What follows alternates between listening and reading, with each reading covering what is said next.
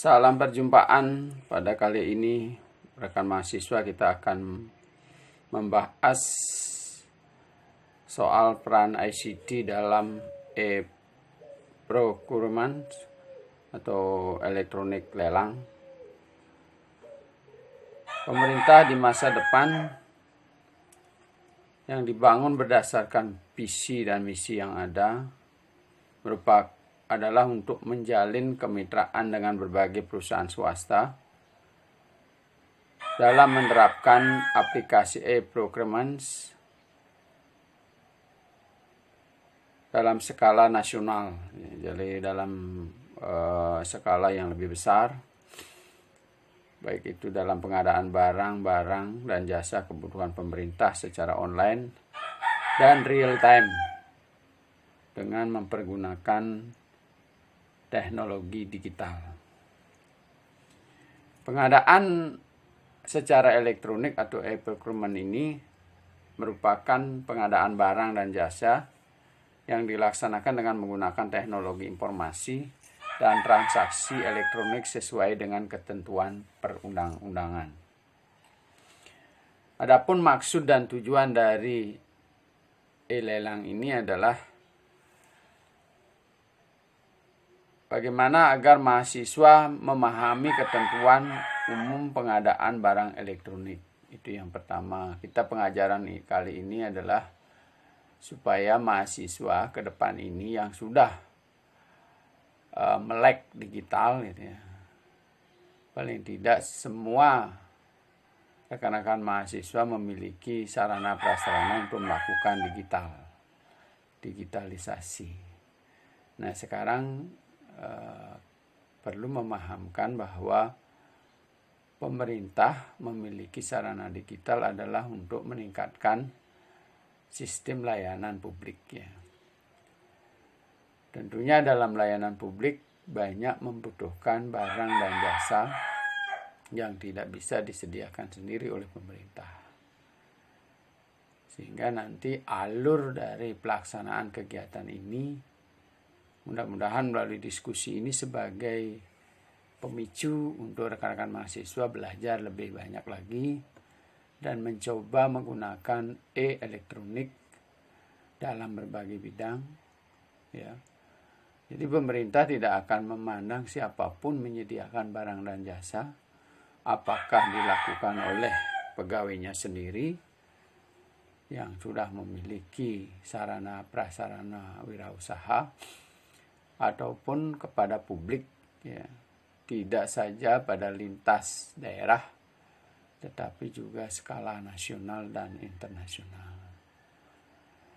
Kemudian memahami pelaksanaan dan para pihak yang terkait dengan e-lelang ini atau e-tender juga. Jadi nanti di dalam e-procurement ini ada e-tender, ada e-purchasing, ya. Jadi ada pembelian, ada juga nanti pembayaran secara elektronik. Ya. Siapa saja yang terlibat di situ? Adalah orang-orang yang memenuhi syarat dari prinsip-prinsip yang dibuat oleh pemerintah itu sendiri. Jadi pemerintah membuatkan prinsip-prinsip yang harus dipenuhi oleh pihak ketiga yang akan atau rekanan yang akan melakukan lelang terhadap pekerjaan-pekerjaan yang diberikan oleh pemerintah. Sedangkan rekanan akan membuat juga memenuhi syarat-syarat yang diperlukan, ya. Apakah itu nanti mengirim aplikasinya, kemudian rekam jejak dalam melakukan lelangnya, ya. Jadi dia sudah mengerjakan apa saja, berapa orang sudah mengirim kemana saja dan sebagainya, sehingga nanti kelihatan di situ rekam jejaknya, ya. Dalam elektronik ini akan mudah ditelusuri, ya. Beda dengan manual. Kalau kita dikirim aplikasi manual, tentu rekam-rekam ini sulit untuk dilacak di media elektronik. Tapi katakanlah perusahaan A yang akan menyediakan barang peralatan rumah sakit misalnya. Jadi perusahaan ini sudah melayani di mana saja. Nanti apa yang tersirat di situ akan bisa dilacak dengan mudah melalui elektronik. Mahasiswa juga harus memahami bagaimana tata cara e-procurement ini dilakukan, pembelian melalui elektronik. Kemudian melaksanakan pemasukan data, pengumuman dan pemasukan data pemenang pengadaan barang dan jasa. Nah, di situ nanti mahasiswa memperdalam bagaimana proses itu terjadi di dalam e-procurement ini.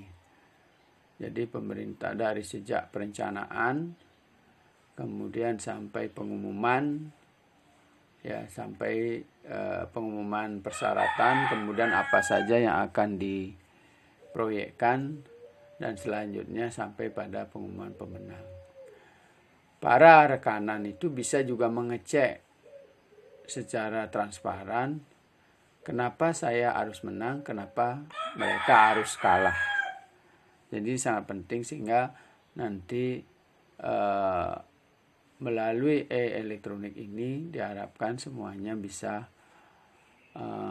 dilakukan secara terbuka dan semua orang mempunyai kesempatan yang sama. Selanjutnya saya akan sampaikan apa yang menjadi tujuan procurement ini. Yang pertama adalah meningkatkan transparansi dan akuntabilitas.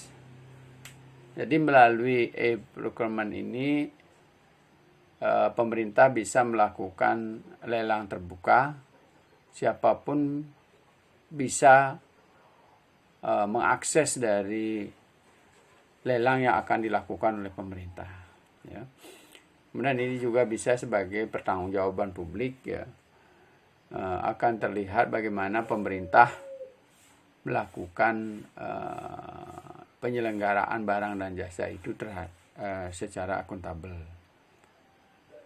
Yang kedua adalah meningkatkan akses pasar dan persaingan usaha yang sehat. Jadi setiap komponen yang memenuhi syarat itu bisa melakukan lelang terhadap pekerjaan yang diberikan pemerintah. Sebaliknya dari sisi pemerintah juga akan mendapatkan ruang terbuka yang sangat luas untuk memilih, ya, para rekanan yang mana kira-kira lebih representatif ataupun lebih efektif, lebih efisien di dalam menggunakan anggaran, tenaga, ya, yang ada, sehingga nanti bisa memenuhi kebutuhan pemerintah secara lebih cepat. Di sisi lain nanti dari proses pemilihan, kemudian dari proses pelelangan, transaksi elektronik berupa aplikasi-aplikasi yang dikirim dan yang diterima, itu akan membuat para rekanan itu bersaing secara sehat. Jadi dia akan berupaya keras untuk bisa memenuhi peralatannya, persyaratannya. Apakah dia kalau masih kurang dia bisa melakukan kemitraan dengan rekanan-rekanan lain sehingga betul-betul bisa menyediakan apa yang dibutuhkan oleh pemerintah. Selanjutnya, memperbaiki tingkat efisiensi dan proses pengadaan barang. Jadi melalui kegiatan ini tentu banyak hal yang bisa dikurangi dari sisi penggunaan anggaran. Dari sisi penggunaan waktu misalnya. Jadi kita bisa melakukan perjanjian-perjanjian secara elektronik, tidak perlu kita datang secara fisik, ya. Misalnya kita sepakat untuk menerima rekanan dari Surabaya gitu. Nah, karena yang lainnya di daerah tidak memenuhi syarat, maka kita bisa bertransaksi secara elektronik untuk memenuhi persyaratan-persyaratan. Ya, kalau secara manual tentu akan banyak pertemuan yang harus dilakukan, ya, sehingga banyak biaya yang harus dihabiskan melalui akomodasi, hotel, kemudian juga biaya konsumsi, ya, perjalanan dinas ya, baik yang dilakukan oleh swasta maupun yang dilakukan oleh pemerintah itu sendiri. Sehingga nanti harga barang yang dicapai melalui proyek itu menjadi mahal atau sebagian besar sudah dipakai untuk biaya-biaya di luar pembelian barang itu sendiri. Kemudian mendukung proses monitoring dan audit. Jadi proses monitoring dan audit ini bisa dilacak sejak perencanaan. Ya, tidak saja bisa dilacak oleh orang-orang yang berkepentingan seperti Bawasda, ya, Inspektorat, ya, kemudian BPKP, ya, tetapi bisa dilacak juga oleh masyarakat dalam bidang-bidang tertentu. Ya, misalnya kalau proses lelang, siapapun bisa membaca di situ. Syarat-syaratnya apa, ya, kemudian siapa saja yang mendaftar. Nanti Anda coba cari forecasting daripada LPSE atau lembaga penyediaan elektronik, ya, barang dan jasa elektronik pemerintah daerah. Kita cari di situ, terlihat. Jadi tahun ini apa saja yang akan dilelangkan, siapa saja yang ikut, lalu siapa pemenangnya, tender mana yang belum selesai. Anda bisa baca di situ. Jadi sejak perencanaan sampai pemenang, ya, kita bisa lihat di situ. Jadi tidak saja rekanan yang akan mendapatkan aplikasi atau surat undangan untuk mengetahui apa yang harus dilelang, tapi publik juga bisa melihat pada batas-batas tertentu sehingga nanti lelang ini bisa bisa diketahui oleh publik sejak awal, ya. Jadi proses audit dari sejak perencanaan itu sudah bisa diketahui, ya. Jadi para rekanan daerah yang memiliki modal-modal yang kecil, ya, kemudian rekam jejak pekerjaan yang kecil, bisa mengakses pekerjaan-pekerjaan di tingkat, misalnya kalau 100 juta, 200 juta itu bisa diakses baik di tingkat kabupaten sampai ke tingkat kecamatan, bahkan di desa, ya. Tapi kalau skopnya besar, 1 miliar ke atas, itu sudah skalanya adalah antar daerah, antar provinsi, ya. Jadi kita bisa bersaing. Mudah-mudahan dengan lelang elektronik ini makin banyak rekanan-rekanan yang muncul di daerah, yang tidak saja bisa bersaing di daerah, tetapi juga bisa bersaing di daerah lain, ya. Jadi teman-teman yang berkeinginan untuk menjadi pengusaha, ini adalah ruang terbuka yang bisa mengakses seluruh proses lelang yang ada di Indonesia, bahkan internasional. Nah, inilah yang disebut dengan persaingan pasar bebas yang sehat. Jadi siapa yang ingin berkecimpung di situ, kalau tidak mampu memperkuat modal sendiri, buat koloni, ya.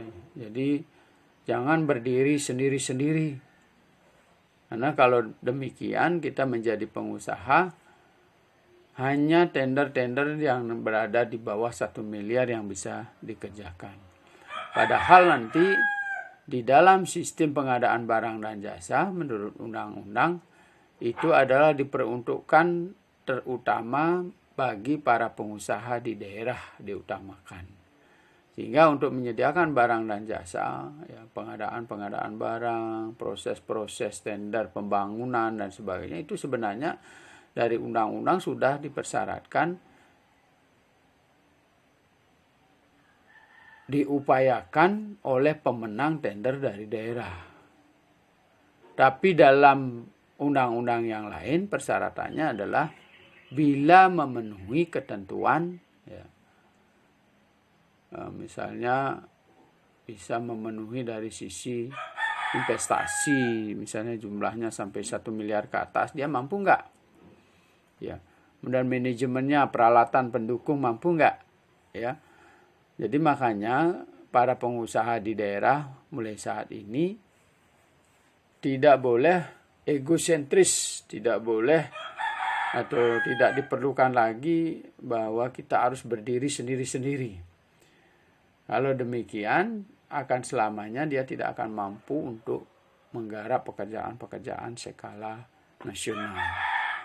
Sebab selama ini yang menjadi pemenang untuk para pemborong proyek-proyek yang besar di atas 1 miliar itu kebanyakan adalah dari luar daerah. Ya, misalnya sampai di atas 50 miliar itu jarang dimenangkan oleh para tenderer dari daerah, sehingga banyak yang dari skala nasional ya, jangankan di kabupaten, di provinsi aja belum tentu bisa memenangkan tender yang berjumlah anggaran sampai 50 miliar ke atas. Sehingga apa yang terjadi, hanya sedikit bisa memberikan peningkatan kesejahteraan bagi pengusaha daerah ya. Misalnya nanti bukannya tidak dapat, bisa saja dia bisa menyediakan barang seperti pasir ya, galianci, kemudian tanah, yang hal-hal yang kecil saja hanya bisa mereka lakukan. Sedangkan tender besarnya itu dimenangkan oleh pengusaha-pengusaha tingkat nasional. Nah, inilah yang akan menjadi tantangan ke depan bagi para pengusaha-pengusaha di daerah. Nah, kemudian yang selanjutnya memenuhi kebutuhan akses informasi yang real time. Jadi kita akan bisa melakukan tender ya. Kita bisa melakukan pembayaran itu dalam real time dan cepat, kemudian sesuai dengan kebutuhan, sehingga mereka bisa memenuhi persyaratan-persyaratan yang harus dipenuhi secara undang-undang. Jadi informasi yang kita miliki itu akan bersifat real time. Ya. Kemudian kita lanjutkan dengan manfaat dari e-procurement ini. Ya. Jadi apa sih ya manfaatnya? Adalah dari ULV ya. Jadi para pelaksana ini dalam penyelenggaraan lelang barang dan jasa itu mendapatkan penawaran yang lebih banyak, mempermudah proses administrasi, mempermudah pertanggungjawaban proses. Jadi seperti saya tadi sampaikan, dari sisi perencanaan kita sudah bisa mengetahui, masyarakat sudah bisa mengetahui ya, kalau ada kekeliruan segera akan bisa diperbaiki real time ya.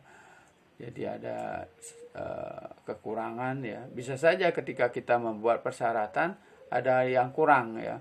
Nanti para rekanan akan ternyata ini masih kurang, bisa nggak diperbaiki. Biasanya kalau tender-tender umum di tingkat nasional seperti ini. Jadi lama kelamaan para ULV ini unit penyelenggaraan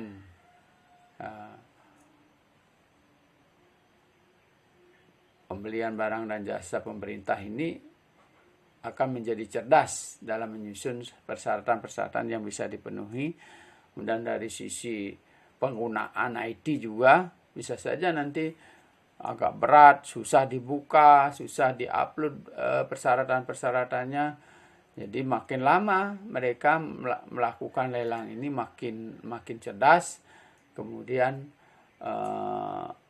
aplikasi yang gunakan semakin ringan, makin smart ya, sehingga bisa dibuka hanya dengan smartphone ya.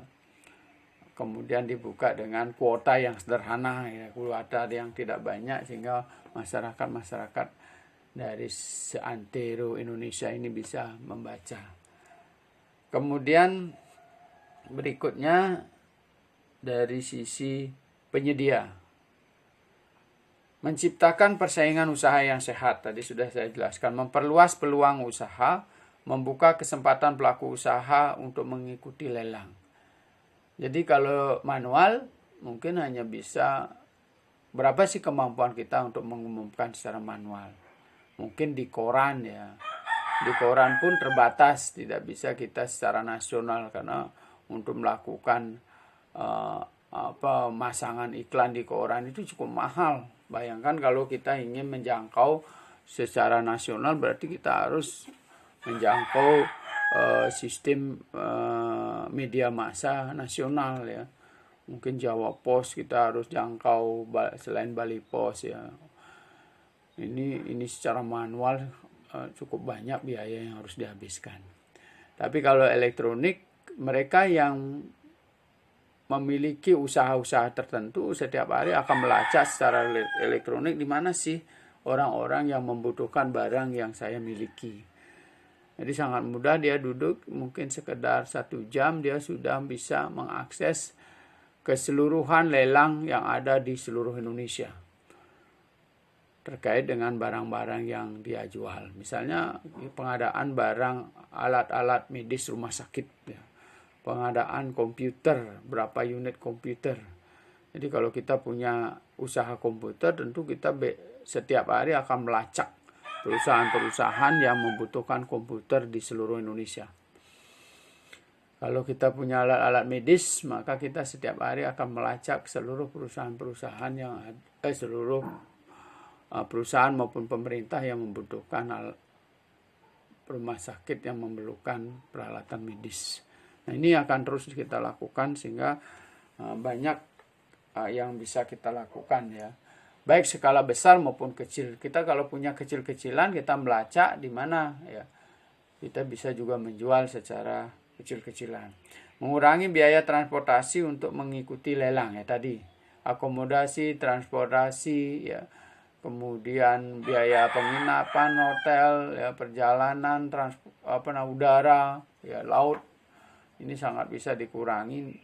Bahkan ini sering menyedot anggaran yang banyak, di samping juga pemikiran keselamatan bagi para pelaksana tender ini, ya baik dari perusahaan swasta maupun pemerintah. Nah, kemudian yang berikutnya adalah terkait dengan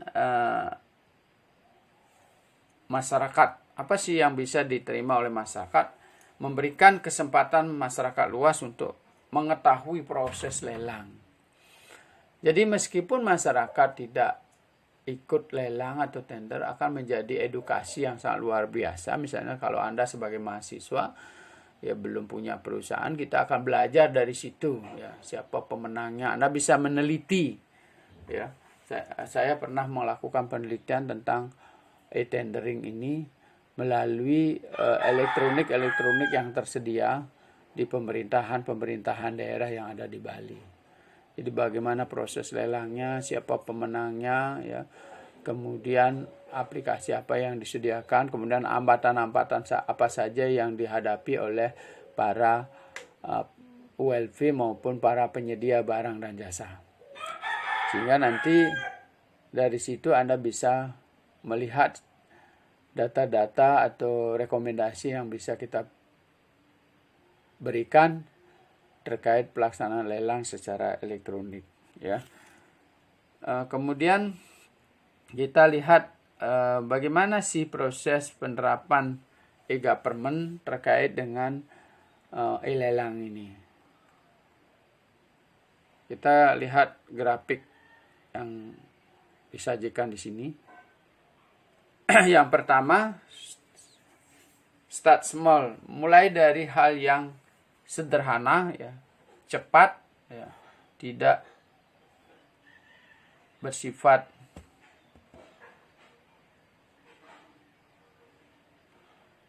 rumit ya, tidak bersifat rumit sehingga nanti baik dari sisi pelaksana ya, penyedia barang pemerintah, dia akan melakukan survei secara singkat. Jadi kita tidak perlu mengundang para tenderin ya. Jadi para rekanan itu tidak perlu kita mengundang banyak ya dalam suatu pertemuan tertentu ya. Lalu kita umumkan di sana lelang ya. Tapi cukup sederhana dia melakukan secara cepat ya, mengumpulkan juga bukti-buktinya, ya, kemudian juga dalam perencanaan kita dengan cepat bisa membuat konsep-konsep yang harus disiapkan, ya. Misalnya kalau kita ingin mengadakan barang-barang sarana prasarana pendidikan, katakanlah begitu. Jadi apa saja yang harus dibutuhkan untuk membuat sebuah perguruan tinggi. Nanti browsingnya bisa dilakukan dengan cepat. Ya, ini perguruan tinggi kita mengacu ke perguruan tinggi mana, ya, yang maju. Sehingga ini yang dibutuhkan, strukturnya ini yang dibutuhkan, konsep-konsep ini yang dibutuhkan, bisa kita lacak dengan cepat. Kemudian juga bukti-bukti, ya, bukti-bukti misalnya kalau kita sudah tahu barang-barangnya yang harus disediakan, lalu kita akan mencari para rekanan. Bukti-buktinya di situ ada testimoni. Testimoninya sekian, barangnya dikirim dengan cepat, kemudian barangnya juga dibayar di tempat dan sebagainya. Ini bisa dilacak melalui elektronik secara cepat, ya. Nah, kemudian yang kedua, skill fast, ya, mulai ditingkatkan dalam skala yang lebih cepat, ya.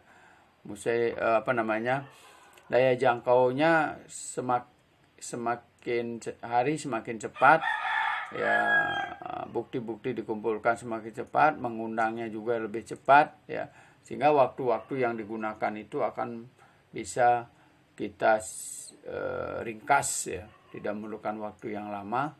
Kalau orang-orang yang di dalam bekerja di dalam ULP itu memenuhi syarat undang-undang, ya. Jadi paling tidak dia mengetahui bagaimana memproyeksikan atau merubah pemikiran-pemikiran atau konseptual-konseptual ke dalam media elektronik.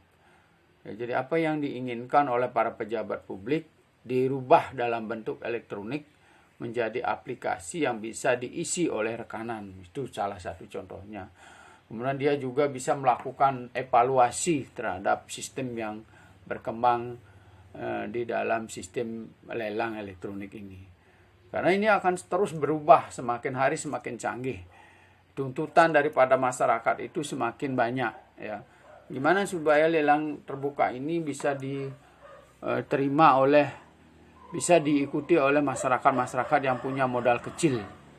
Nanti pemerintah juga harus bisa mengapresiasi keinginan-keinginan seperti itu sehingga proyek bisa dipecah-pecah, ya, dipecah-pecah menjadi lebih kecil-kecil sehingga kemungkinan dari para pengusaha daerah itu bisa berkompetisi di situ dan namun tidak melanggar undang-undang. Jadi disitulah nanti dibangun berbagai kesuksesan dari kecepatan daripada ICT ini. Kemudian memanfaatkan aplikasi secara umum, yang dimaksudnya adalah setiap orang sesederhana bagaimanapun dia bisa mengakses dengan cepat apa yang harus disediakan pada pemerintah.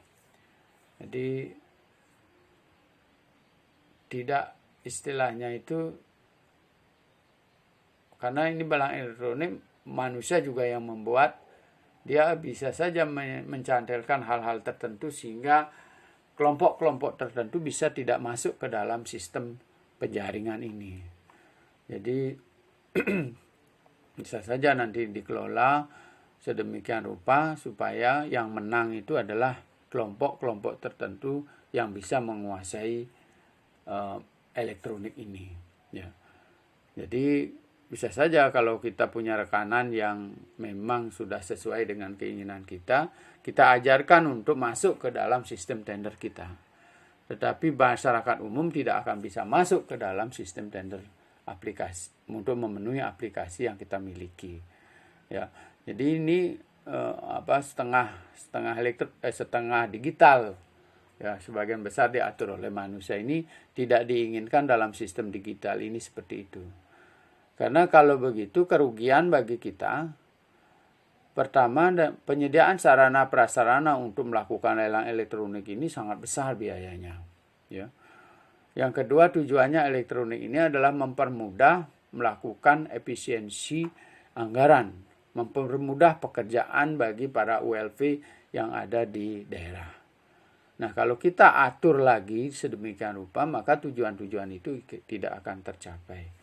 Kemudian think big, kita berpikir luas, kita berpikir besar. Jadi meskipun barang yang disediakan, barang yang akan kita beli itu dalam jumlah yang tidak banyak gitu ya, tetapi orang yang menyediakan bisa tidak saja di wilayah kita, luas sampai ke seluruh Indonesia. Memberi kesempatan bekerja dengan baik pada para rekanan seluruh Indonesia akibat pekerjaan kita. Memberikan edukasi kepada masyarakat untuk bisa ikut terlibat mengawasi proses lelang, ya, mengawasi proses penggunaan anggaran pemerintah melalui sistem lelang ini. Memberikan edukasi bagi masyarakat yang ingin belajar tentang lelang ini, atau mencerdaskan masyarakat untuk bisa terlibat dalam sistem lelang ini. Jadi dimungkinkan dengan sistem lelang ini ternyata akan memicu motivasi bagi mahasiswa untuk bagaimana saya bisa ikut lelang tender pemerintah yang sederhana. Ya, dari modal 200 juta kita bisa memenuhi perizinannya, kita mulai bekerja, ya ikut melakukan lelang tender secara cerdas. Nah itu, sehingga itulah tujuan kita, bagaimana supaya sistem elektronik di dalam pemerintahan itu bisa menjangkau seluruh lapisan masyarakat, bisa menjangkau seluruh rekanan yang ada. Di sisi lain ULP juga bisa melacak seluruh rekanan yang menyediakan barang-barang yang kita butuhkan. Jadi sangat mudah nanti kita melakukan strategi-strategi dalam berupa penyediaan barang dan jasa oleh rekanan maupun oleh pemerintah. Ya, mereka dengan bantuan elektronik ini mempermudah dalam menyusun strategi. Ya. Kemudian kita lanjutkan dengan dari mana kita akan mulai melakukan tender elektronik ini. Pekerjaan elektronik government ini dimulai dengan mencari konsep modul-modul pembentuk sebuah e-procurement yang terintegrasi. Jadi tadi saya sampaikan bahwa dari perencanaan itu akan sangat dipermudah, ya. Jadi misalnya kalau komputer, apa jenis komputer yang dibutuhkan, kita lacak di situ. Jadi dengan anggaran segini berapa saya dapat, ya, sudah tersedia di situ berbagai jenis laptop yang dengan harganya dan spesifikasinya di dalamnya apa itu kita cari sampai warnanya, sampai berapa giga, kemudian berapa inci lebarnya dan sebagainya. Apa kebutuhannya di dalamnya, apa saja yang bisa. Kemudian nanti kita kalau dalam model seperti ini apa saja yang bisa dikerjakan dari program yang tersedia di dalam komputer itu. Bisa modelnya flowchart, kemudian hanya mengetik saja dan sebagainya. Di situ tersedia informasi yang cukup banyak. Ya. Setelah itu kita lihat di mana saja ada rekanan-rekanan yang memiliki kualifikasi yang memenuhi syarat. Ya, kita juga bisa melacak dengan asik.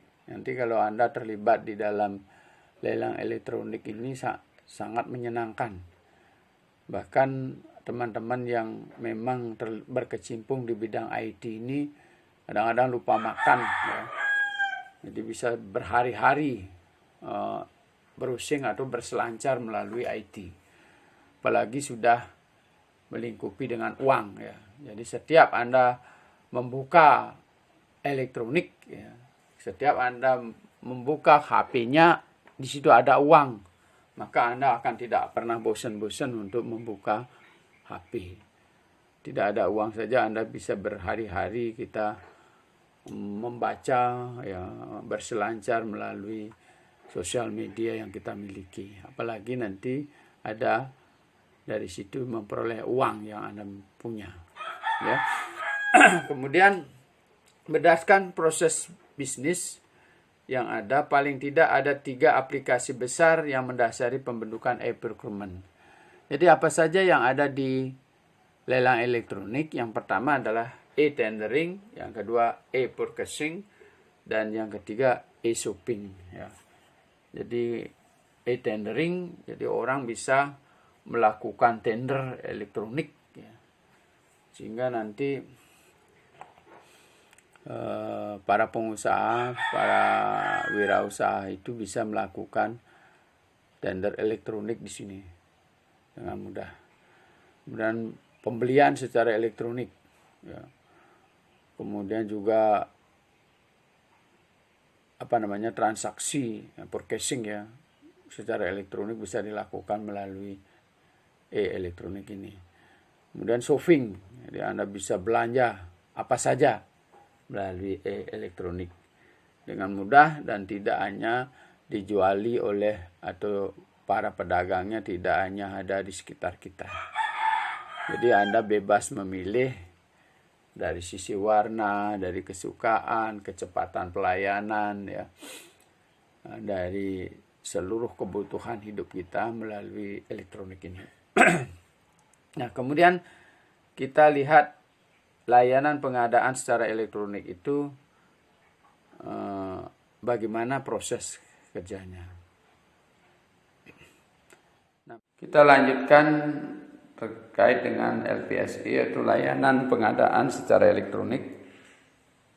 Menurut Perpres Peraturan Presiden 54/2010. Apa sih yang dimaksud dengan LPSI ini? Suatu unit layanan yang sekaligus sebagai penyelenggara secara elektronik dengan fungsi utama menyediakan layanan pengadaan secara elektronik. Ya. Jadi kita diwajibkan memiliki LPSI yang didukung oleh SDM yang menguasai teknologi informasi. Jadi pemerintah harus mengangkat PNS yang bisa menguasai, yang mentransfer pemikiran-pemikiran atau konsep-konsep pengadaan barang dalam bentuk elektronik. Jadi kalau kita punya tenaga sendiri, itu akan lebih handal dibandingkan kita menggunakan pihak ketiga. Jadi kalau misalnya terjadi error, ya, sistem, kita tidak perlu lagi memanggil pihak ketiga karena kita punya tenaga elektronik sendiri. Kemudian dari undang-undang itu juga peraturan itu juga disebutkan LPSI wajib dibentuk oleh pemerintah provinsi, kabupaten, kota untuk memfasilitasi unit layanan pengadaan barang pemerintah atau pejabat pengadaan dalam pelaksanaan pengadaan barang dan jasa. Ya, kemudian kementerian, ya, kemudian kementerian, lembaga, institusi, ya, KLI ini yang tidak membentuk LPSI dapat menggunakan LPSI terdekat dalam melaksanakan pengadaan barang dan jasa. Barangkali nanti ketika pemerintah daerah tertentu belum mampu menyelenggarakan sendiri elektronik, ini masih dimungkinkan dengan pemerintah daerah terdekat. Ya, jadi dia bisa nempel di situ untuk pengadaan barang dan jasa. Tentu nanti ada persyaratan lain yang harus dipenuhi. Kemudian fungsi dari LPSI itu apa saja? Yang pertama adalah menyediakan sarana akses internet bagi panitia dan penyedia barang dan jasa, maupun bagi PPK, ya, jadi bagi unit-unit yang menyelenggarakan barang dan jasa ini. Jadi pejabat komitmen ini, ya,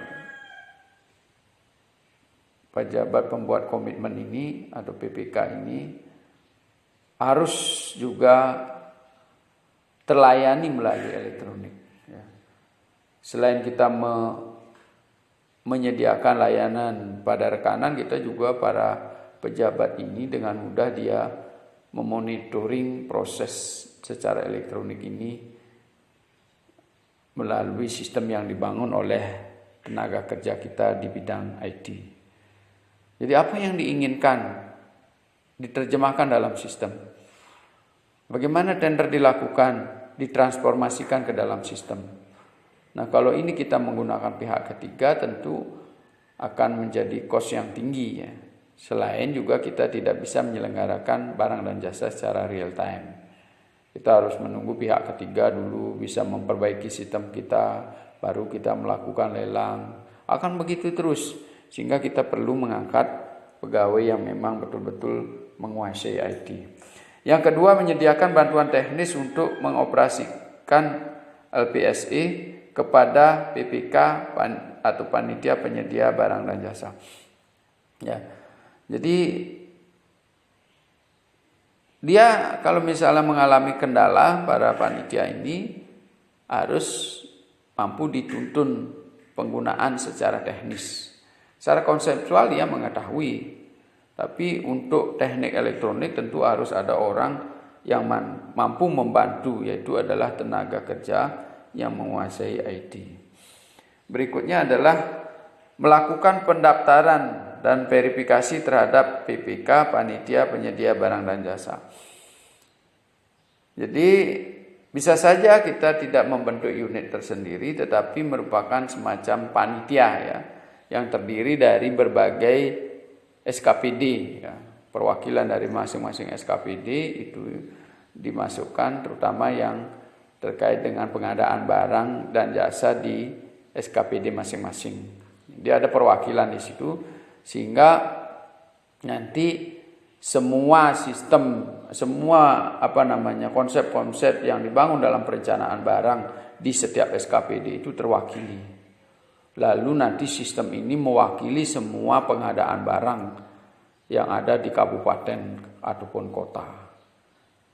Jadi tidak jomplang ya, jadi hanya diwakili oleh satu tempat, misalnya Bapeda saja, misalnya di bagian Bapeda saja ya.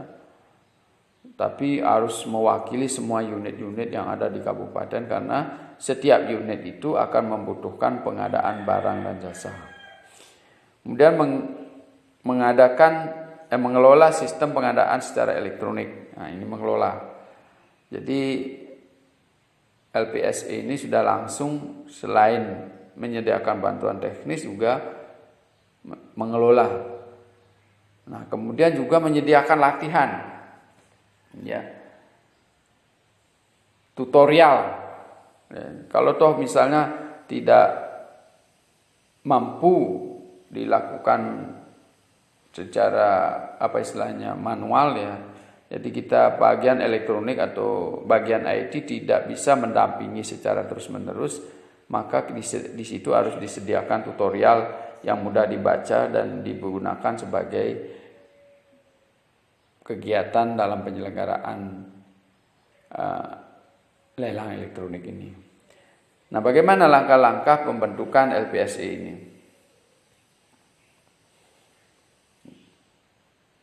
Nanti materi ini akan saya bagikan kepada mahasiswa sehingga Anda bisa membacanya sebagai petunjuk ya. Jadi LPSE dapat dibentuk sebagai unit permanen tersendiri, menempel pada unit yang telah ada. LPSE bisa struktural maupun non-struktural. Institusi yang berminat, pemohon mengirimkan surat minat implementasi ke LKPP. Ya. Jadi Lembaga Kebijakan Pengadaan Barang dan Jasa Pemerintah, itu LKPP. Pemohon menerbitkan surat keputusan, bupati, gubernur, wali kota dan sebagainya itu atau pimpinan instansi, kementerian, ya, lembaga, institusi tentang pembentukan tim LPSE. Ya.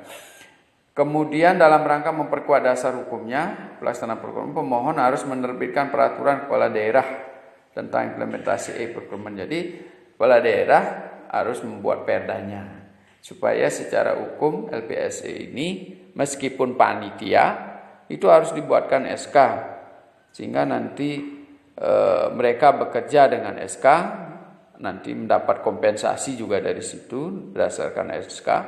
Dia juga memiliki kekuatan hukum untuk melakukan proses lelang. ya. Jadi tidak bisa sembarangan sehingga nanti tidak terkangkut dalam persoalan hukum. Mengikuti manajemen training. Jadi meskipun nanti unit ini sudah berada cukup lama ya, katakanlah misalnya orangnya tidak diganti-ganti ya.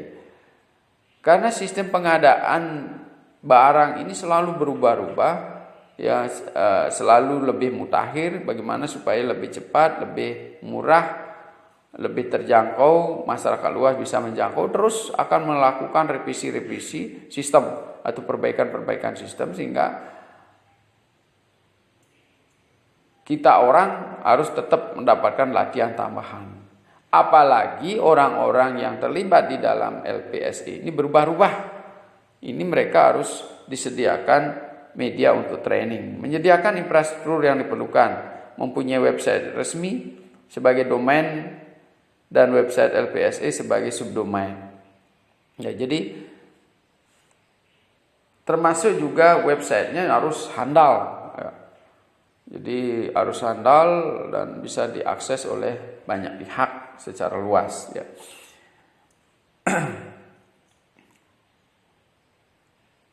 Bagaimana e-government procurement system ini bekerja? Coba kita lihat gambar ini ya. Jadi expansion potential auction system. Jadi potensi ekspansi auction system ini, auction itu maksudnya adalah lelang. Ya, bagaimana sih kita memahami bahwa begitu potensi besar yang kita miliki harus kita lakukan melalui elektronik ya. Jadi dengan elektronik kita bisa mengekspansi secara luas dari sistem lelang ini. Apapun bisa dibuat di sistem itu. Ya, dari barang yang skala besar sampai skala yang kecil-kecil. Misalnya kecil-kecil, misalnya kalau pengadaan pakaian pegawai, ya. Pengadaan sarana-sarana aksesoris kantor yang kecil-kecil, baik dilakukan secara akumulatif ya di setiap SKPD sehingga menjadi besar, atau mungkin nanti hanya SKPD tertentu pengadaan barangnya. Katakanlah seperti tadi pakaian yang sudah dalam jumlah besar, kemarin sudah semua SKPD, ada satu yang belum bisa terlayani di situ di sistem. Jadi mungkin 30 potong yang belum ya bisa dilayani dalam sistem itu. Ya.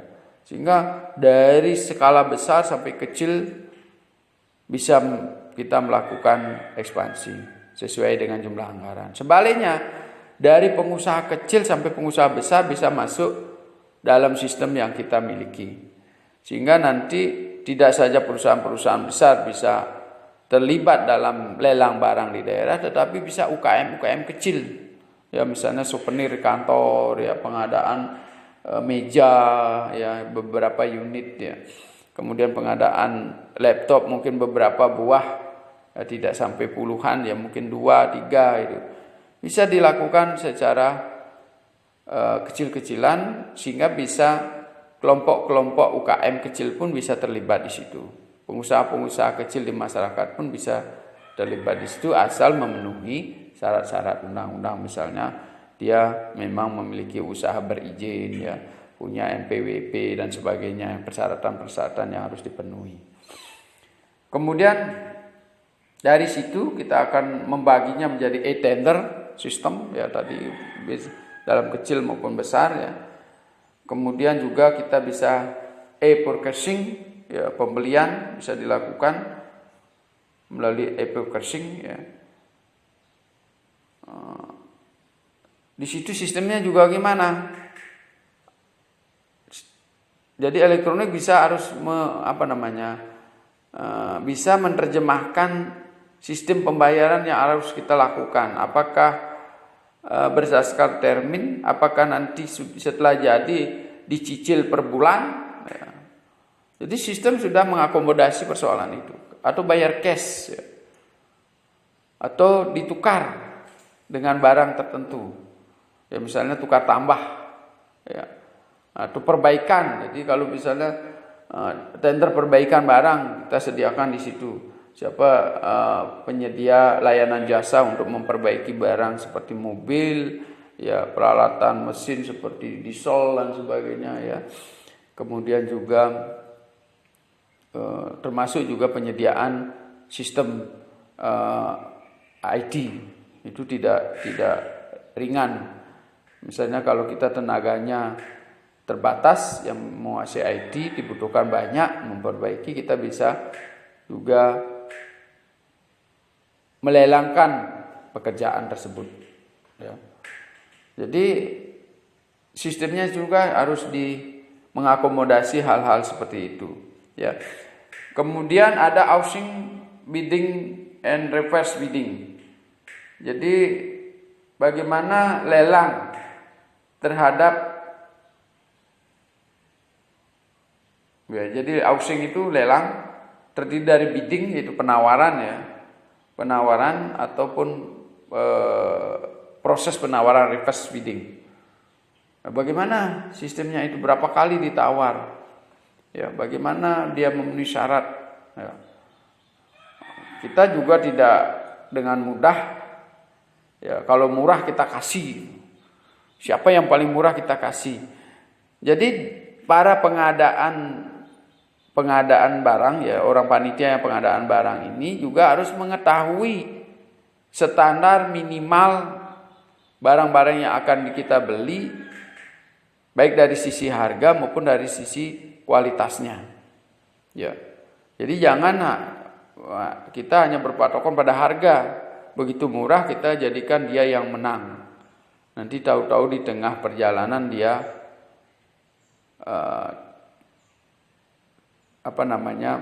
melarikan diri pada tender, sehingga banyak teman-teman yang sebagai rekanan ketika dia akan mengalami kerugian, dia meninggalkan pekerjaannya.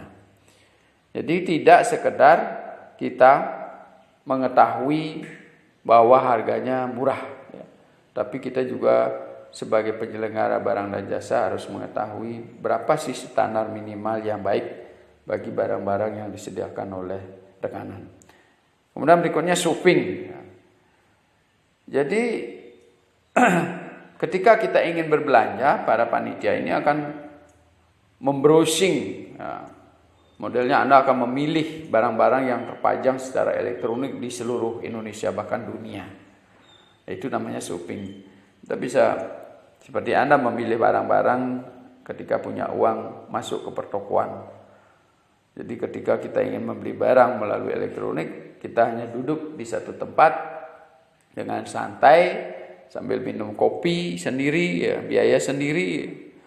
Atau tidak perlu lembur di kantor, ya. Kalau Anda punya pekerjaan, bisa di rumah sambil santai-santai nonton televisi, kita membrowsing, ya, barang-barang yang dibutuhkan oleh pemerintah sesuai dengan tugas kita. Jadi kalau elektronik ini sangat dimudahkan. Kita tidak perlu tempat yang khusus, ya. Kita tidak perlu rapat khusus, ruangan khusus, ya. Di mana saja kita bisa melakukan browsing, ya.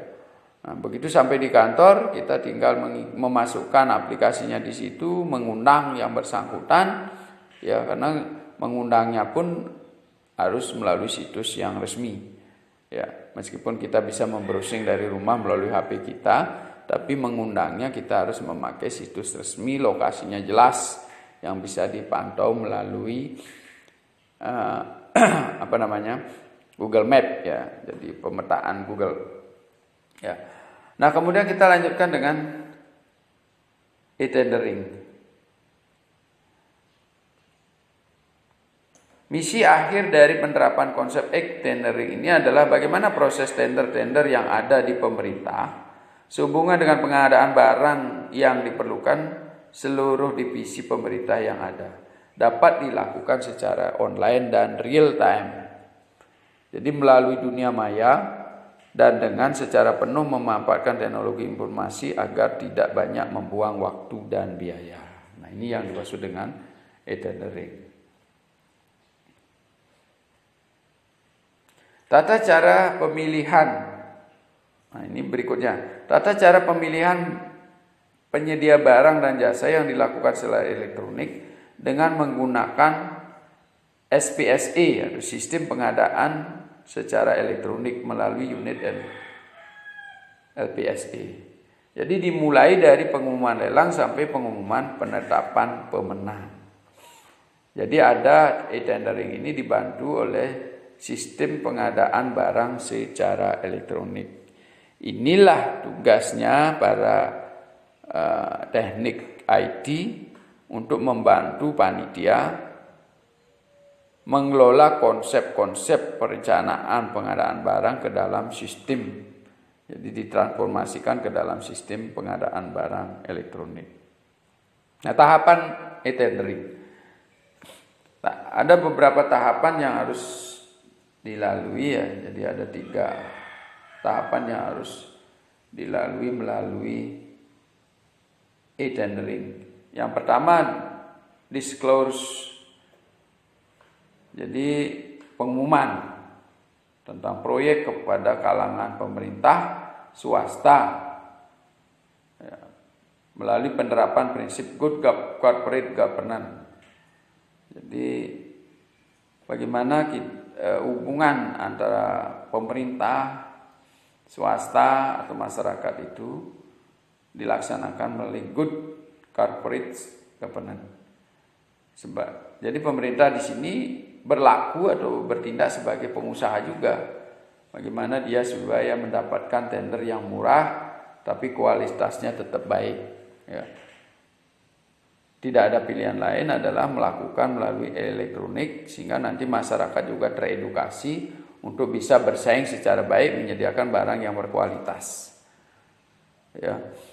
Sehingga nanti hasilnya transparan, akuntabel, respon ya. Tidak independen ya, jadi tidak mendapat tekanan dari mana-mana secara politis ya, tidak mendapat pesanan ya, supaya dapat menghemat susuk dan sebagainya. Jadi betul-betul independen. Kemudian pers ya, terbuka, adil ya, siapa saja dilakukan secara fair ya. Jadi tidak ada yang merasa dikelabui ya, tidak ada yang merasa dikhianati di situ. Jadi semua orang secara terbuka dan menerima sistem lelang itu. Kalau kalah ya kita menerima dengan legowo karena sistemnya sudah sangat terbuka.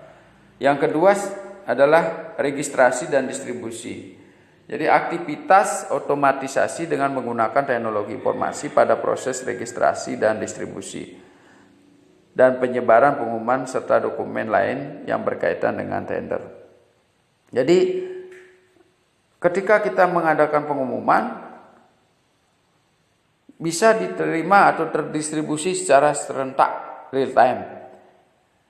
Kecuali akan yang membedakan adalah kapan Anda membuka situs itu. Ya. Jadi kalau belakangan membuka situs, ya belakangan mengetahui informasinya. Tapi itu begitu dilayangkan pengumumannya,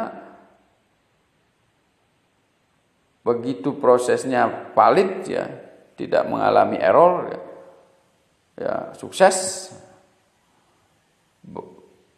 Sekian detiknya kalau Anda ingin membaca sudah terbaca oleh seluruh Indonesia. Ya. Jadi tidak ada istilah sekat geografis ya. Jadi sekarang sampai di kecamatan A, besoknya baru sampai di kecamatan B, tidak seperti itu. Ya, jadi distribusinya. Kemudian sebaliknya kalau mendaftar, Anda bisa lakukan secara serempak melalui email, katakan begitu. Jadi tidak bisa email itu masuk besok, ada yang masuk lagi 2 hari, tidak bisa. Jadi itu real time. Nah, kemudian yang tahapan yang ketiga adalah electronic bidding, penawaran secara elektronik. Ya. Jadi membuka komunikasi satu arah lainnya yang menghubungkan antara peserta tender dengan pemerintah selaku penyelenggara tender. Pemerintah mulai membuat peraturan bahwa berdasarkan persyaratan tender yang ada sesuai dengan term of reference tornya ya. Kemudian seluruh peserta tender diharuskan mengirimkan dokumen-dokumen yang dibutuhkan pemerintah melalui media komunikasi elektronik. Dengan kata lain, peserta tender harus mengirimkan seluruh dokumen yang disyaratkan beserta lampirannya melalui fasilitas komunikasi website atau email. Ya. Jadi ada yang bisa dimasukkan langsung melalui websitenya atau mungkin nanti dipilah melalui email. Ya. Tapi nanti ini harus dijamin kerahasiaannya. Ya. Dijamin kerahasiaannya, kemudian tetap tidak bisa dibaca oleh publik secara keseluruhan ya, terkait dengan masalah persyaratan yang sudah dikumpulkan oleh tender. Ya. Nah ini sehingga nanti sistem ini bagaimana dibuat dengan baik sehingga nanti tidak mudah dijebol oleh para cracker ya, para penjahat-penjahat di bidang elektronik ya. Sehingga nanti sistem kita menjadi rusak dan dimasuki oleh pihak-pihak yang tidak bertanggung jawab. Kemudian tahapan e-tendering ya. Nanti Anda bisa baca kembali. Ya, diperlukan sistem keamanan yang pertama. Jadi seperti saya bilang supaya tidak mudah dicuri data kita. Kemudian terkadang di dalam beberapa tender pemerintah terdapat peraturan yang mengharuskan peserta tender memberikan uang jaminan. Jadi bagaimana sistem yang kita bangun itu SPSE itu supaya memfasilitasi ya, apakah memberikan DP ya, fasilitasi di situ bagaimana supaya harus ada bukti transfer dari bank, surat keterangan bank atau mungkin surat keterangan rekam pekerjaan ya. Jadi apa saja yang sudah pernah dia kerjakan ya, atau jaminan dari bank. Karena orang ini memang betul-betul sudah bekerja sama dengan bank, apapun pekerjaannya nanti bank akan membayar. Karena ini adalah nasabah yang sangat baik.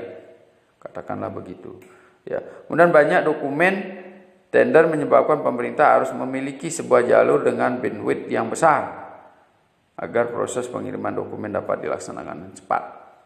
Karena kita membuka tender yang sangat luas seluruh Indonesia, maka ketika terjadi para rekanan cukup banyak gitu ya, maka kita harus punya bandwidth yang besar ya.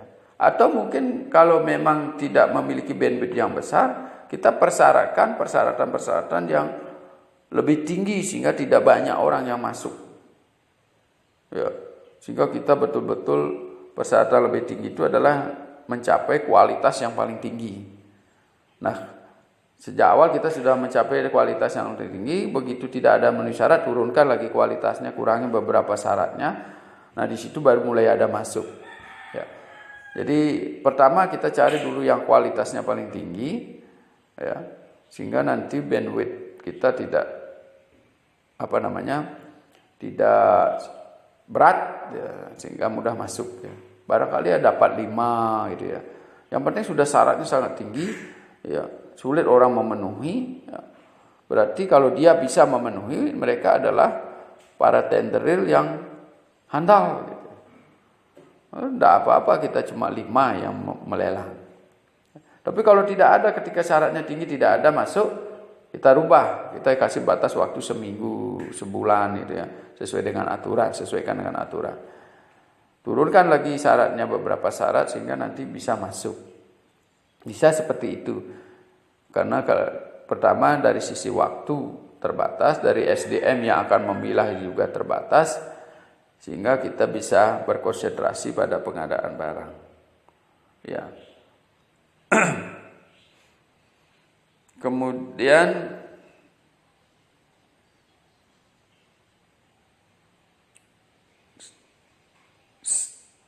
tahap e-tender yang keempat, ya.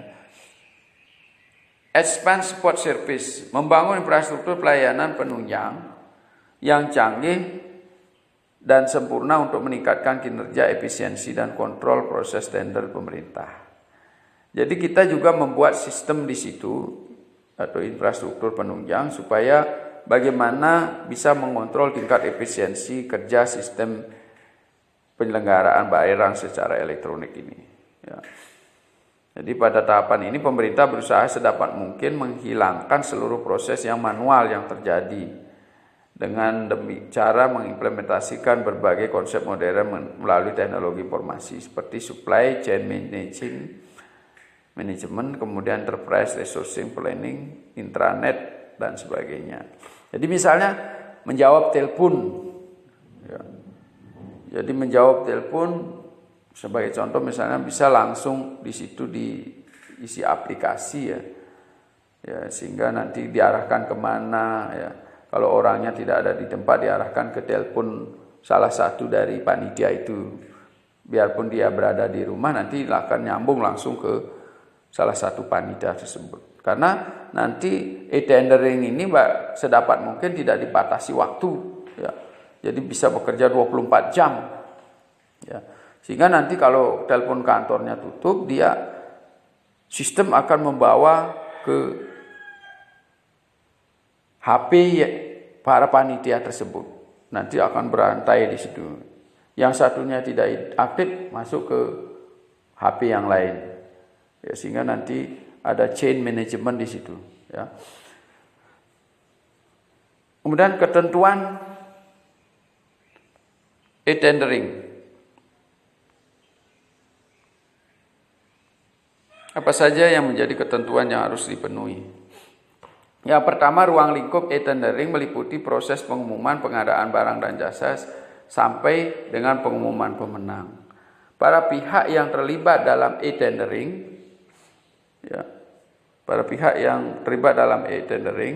adalah pejabat pembuat komitmen atau PPK atau unit layanan pengadaan atau ULV, atau pejabat pengadaan dan penyedia barang dan jasa. E-tendering dilaksanakan dengan menggunakan sistem pengadaan secara elektronik atau SPSE yang diselenggarakan oleh LPSE. Jadi lembaga pengadaan barang dan jasa pemerintah secara elektronik ya. Aplikasi e-tendering sekurang-kurangnya memenuhi unsur pelindungan hak atas kekayaan intelektual dan kerahasiaan dalam pertukaran dokumen serta tersedianya sistem keamanan dan penyimpanan dokumen elektronik yang menjamin dokumen elektronik tersebut hanya dapat dibaca pada waktu yang telah ditentukan. Jadi kerahasiaan daripada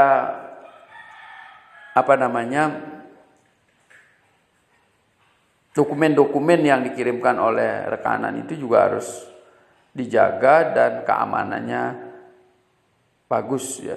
Jadi menggunakan websitenya juga, kalau memang disimpan melalui website, harus kuat secara security. Keamanannya terjamin, tidak mudah dijebol atau dibobol oleh para cracker. Ya. Kemudian juga secara peraturan itu tidak bisa dibaca sembarangan. Gitu. Jadi tidak semua orang bisa membacanya dan diberikan batas waktu. Ya. Nah elektronik ini itulah pentingnya. Kita lebih mudah bekerja, tidak bisa molor-molor waktunya. Jadi ketika dibaca, kapan dibaca itu harus tim membaca. Jadi tidak bisa perorangan. Nanti tiba-tiba yang punya password baca-baca dulu. Gimana ini? Nanti teleponin, kamu kurang ini. Supaya temannya menang, kamu kurang ini. Gitu. Tidak bisa begitu.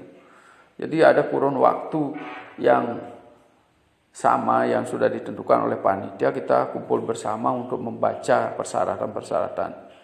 Jadi semacam pleno lah, sehingga ini pantas menang, ini pantas kurang, sehingga terbuka. Ya, nanti ada rekamannya ketika kita memutuskan sesuatu. Ya. Kemudian selanjutnya, arsitektur aplikasi e-tendering dibuat dan dikembangkan oleh LKPP.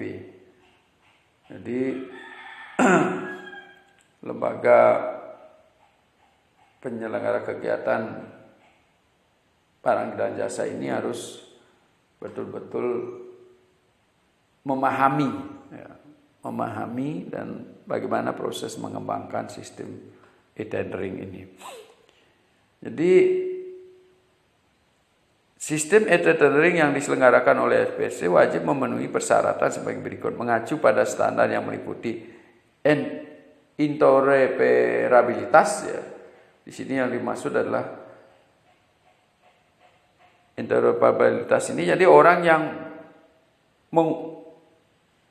bekerja di bidang e-tendering ini harus capable, ya, memiliki kapabilitas dari suatu produk atau sistem itu yang disebut interoperabilitas. Jadi orang itu menguasai hal apa saja yang harus tergambar, harus diciptakan dalam sistem itu.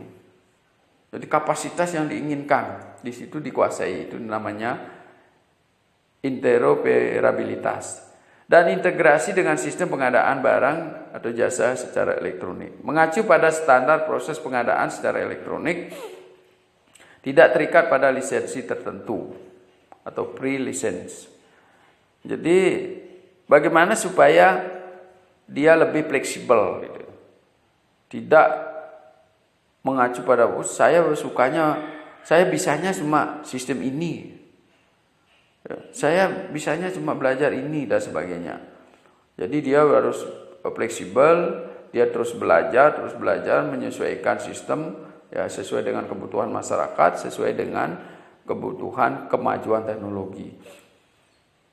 Unit penyelenggara layanan pengadaan barang ini atau pejabat pengadaan dapat menggunakan sistem pengadaan barang dan jasa yang diselenggarakan oleh LPSE. Tadi sudah saya jelaskan. Jadi harus mudah. Semakin banyak yang dia kerjakan, ya, semakin mudah, dan setiap LPSI dan orang-orang yang terlibatnya itu juga semakin mudah mempelajarinya, ya. Jadi bagaimana supaya mereka mengacu pada standar-standar yang secara umum bisa dipelajari oleh publik, ya. Nah, kita lanjutkan dengan e-procurement.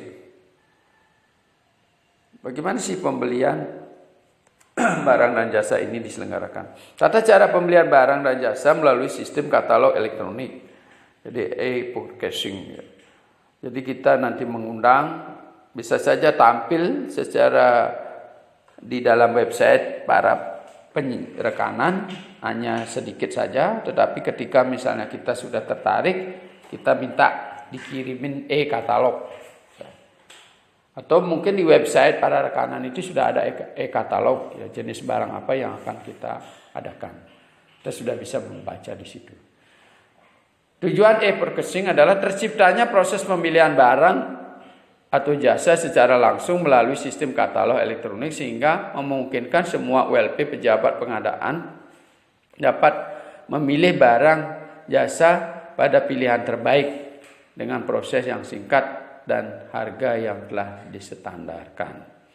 Dapat mencapai efisiensi biaya dan waktu proses pemilihan barang atau jasa dari sisi penyediaan barang dan jasa dan pengguna, ya.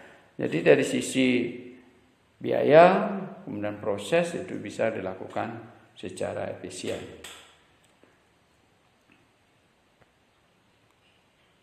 Ketentuannya, ketentuan umum e-procurement, ya, diselenggarakan oleh LKPP dengan memuat informasi spesifikasi harga dan barang dan jasa. Jadi berapa tersedia anggaran, berapa jumlah unit yang akan dibeli, apa mereknya, bagaimana spesifikasinya. Kemudian yang kedua, informasi e-katalog oleh LKPP dilakukan dengan penyedia barang dan jasa. Jadi syaratnya adalah ada e-katalog. Barang jasa pada sistem e-katalog ditentukan oleh LKPP. Jadi apa saja yang kita inginkan. Nanti komputer akan dikirimi e-katalog komputer. Jadi kita sudah bisa menghemat waktu. Dari e-katalog yang disediakan oleh rekanan yang begitu banyak, kita bisa memilih bagian komputernya saja. Ya, sudah bagian komputer, jenis merek komputernya lagi kita misalnya spesifik. Ya, misalnya jenis merek A, maka kita akan tertuju pada e-katalog merek A. begitu cepatnya. Jadi kita kalau misalnya manual e-katalog itu begitu tebal, Anda harus mencari daftar isinya dulu ya. Kemudian cari halaman yang memuat e-katalog itu kita buka-buka lagi ya. Tapi kalau e-katalog kita sudah tertuju pada poin yang kita ingin beli, sehingga sangat cepat dan menghemat waktu serta anggaran yang kita miliki. Nah, bagaimana proses tadi itu terlaksana kita bisa lihat melalui gambar berikut ini. Ya. Sehingga nanti kita bisa menyelenggarakan sistem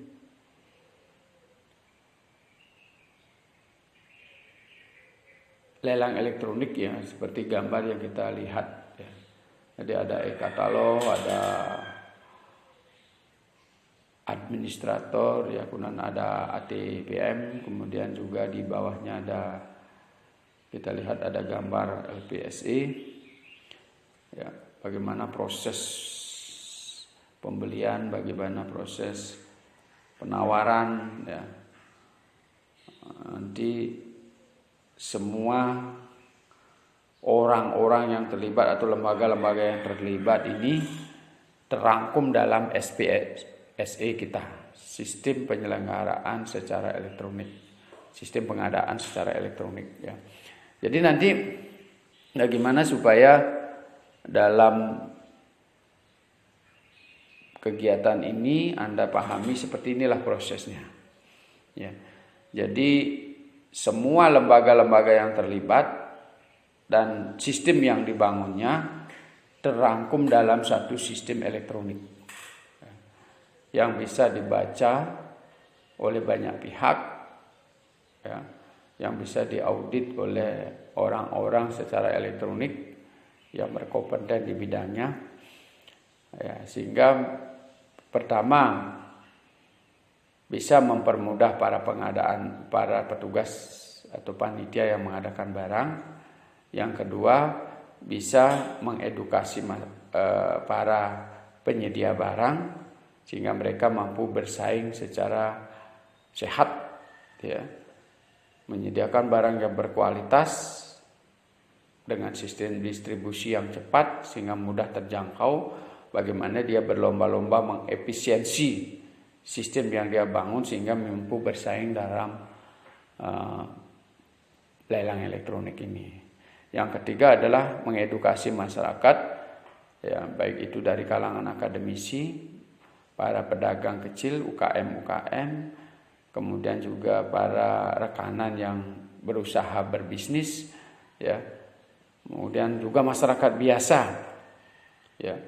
Apa sih sebenarnya yang harus pemerintah selenggarakan, barang-barang apa saja yang diperlukan oleh pemerintah, sehingga masyarakat biasa pun nanti dia mengetahui bagaimana mengontrolnya. Misalnya kalau kita ada pembangunan waduk di suatu tempat gitu ya, berapa sih biayanya itu?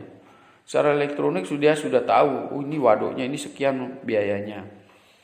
Ya siapa yang menggarap perusahaan ini dan sebagainya, itulah pengetahuan yang sangat luas sehingga mereka bisa juga berpartisipasi dalam mengontrol pembangunan itu.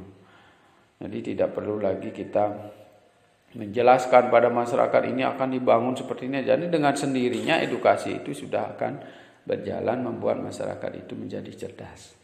Baiklah teman-teman sekalian, sekian pembahasan kita terkait dengan lelang elektronik. Semoga nanti media ini bisa bermanfaat untuk memberikan wawasan yang tentunya Anda harus perluas dengan belajar sendiri melalui yang terutama yang tertarik dengan e-lelang ini dengan berbagai media yang tersedia. Semoga bermanfaat.